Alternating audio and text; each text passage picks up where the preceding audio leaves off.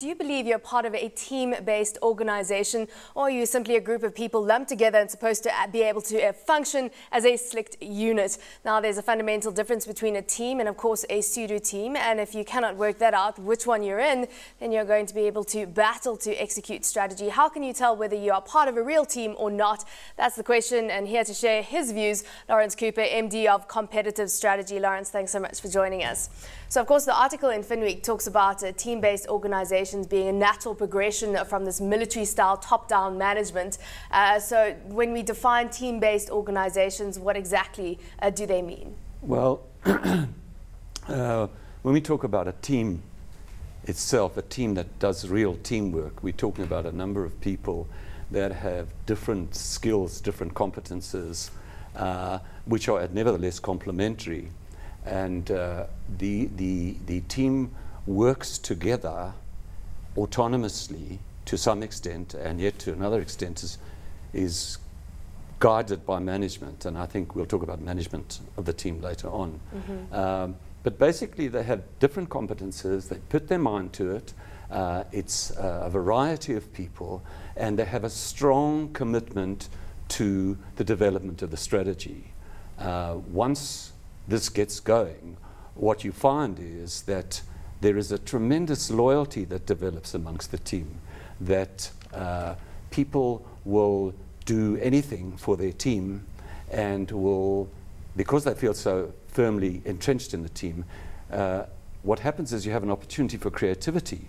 So you have people who have different opinions about how to deal with certain things, and it sometimes gets very heated, but it does mean that you can scan a number of competences, a number of ideas to see what's best for the strategy. So the real point about this is that none of us is as smart as all of us. Mm-hmm. It's about tapping into synergies and, as you say, complementary skills. Yes. But it has to be handled. Mm-hmm. It can't managed. When I talk about a pseudo team here, a pseudo team is a group of people that's been put into a room and they've been told, this is a problem, you sort it out and come to me when you've got it right. That's not a team. A team is an evolving, organic collective that produces things and infuses enthusiasm and creativity into it. So how would you go about selecting such a team and making sure that you don't just have these individual players all seeking their own ambitions? And there's an old cliche about management. That is management by walking around. You walk through your people, no matter how big the company is, you walk through the people and you have a chat to them. Mm-hmm. You talk about their job, you talk about what they like, what they don't like, and you sooner or later you elicit, this is the sort of person that's hot creatively, but doesn't have discipline to make sure that it's fulfilling the purpose that we're pursuing. And so my answer to you is that you get to know your people, and they must get to know you, so that there is an easy flow of conversation and an exchange of objectives in terms of what they're doing. Mark, I wonder, how someone out there might respond to this who feels like they are in a pseudo team.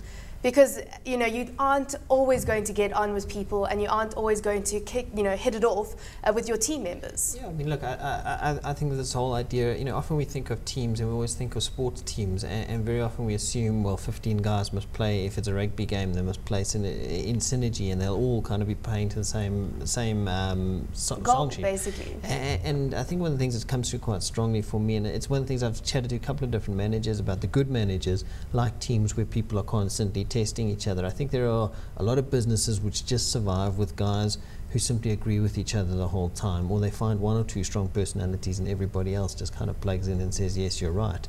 And I think one of the really interesting things is the good businesses out there seem to be constantly challenging each other.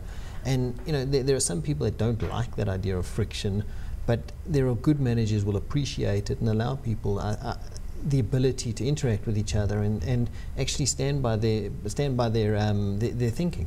Because you need to be able to debate issues, have fresh ideas coming to the table, but then of course you need management to encourage this. Yeah, I think Mark points out about how people come in and there isn't that vibe, there isn't that excitement, and they've been allocated a task and they've got to get on with it, so to speak. I think that's poison. I really do. For many years I ran an advertising agency, and that's a very competitive business, and it's all based on creativity. And you sometimes have a situation where you know somebody's pitching for a prime piece of business that you own, and you have to respond. And if you know your people and you get together a number of people who understand this client and who understand what's hot, in general, you can fend them off and actually entrench yourself with that particular client.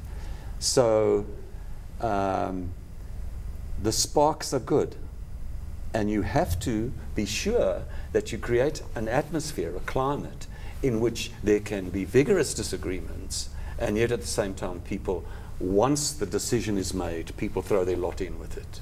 Well, what about the role of individual leadership? Because you don't want to have one team member drowning out the voices of everyone else's, as you were saying, Mark, but how do you ensure that there is perhaps a leader in the team that continues to encourage that debate and everyone to have their say?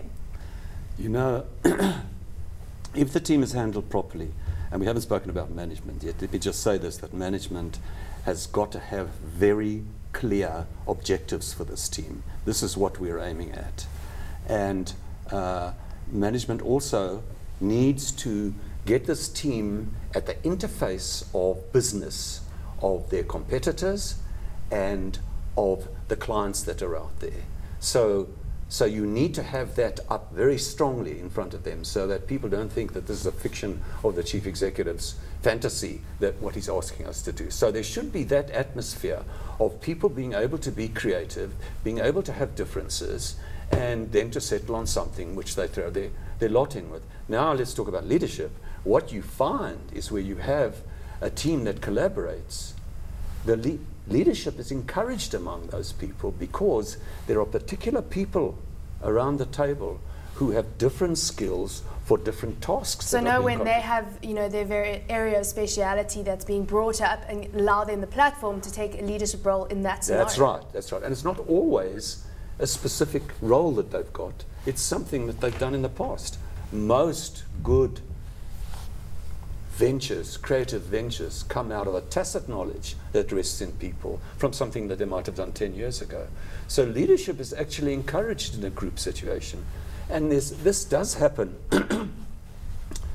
frequently, well, I shouldn't say frequently, but often it happens that the team sees that there's one person that can hold it all together and make a decision, and they will elect that person implicitly, informally. They will elect that person as the leader. I think it was a very cool, I read an article by one of the Aussie professors, and he starts off his year every year, and he says, how many of you think you are philosophers? And the idea is basically that you'll at least think for yourself. And then his second question he puts to them, he says, do you think you're entitled to your own opinion? And then everybody, of course, the natural instinct is to say, yes, you're entitled to your opinion. And the very next question he puts to them is, why are you entitled to your opinion? And it's a slightly different context, but the answer, it forces people to think, what do you do that entitles you to your opinion? Because I think it's one of the easiest things that you can often say is, I'm right, or this is my view because I'm entitled to my opinion.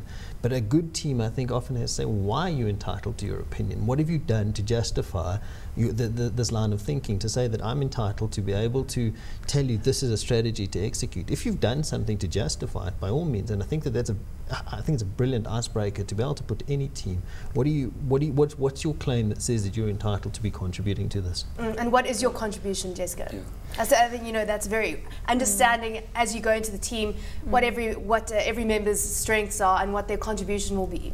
Yes, I think an important part to remember when building teams is understand the skills you need and then match those skills. So you can't have two people who have the same skill set, sort of similar experiences, and then expect that you're going to have a diverse team.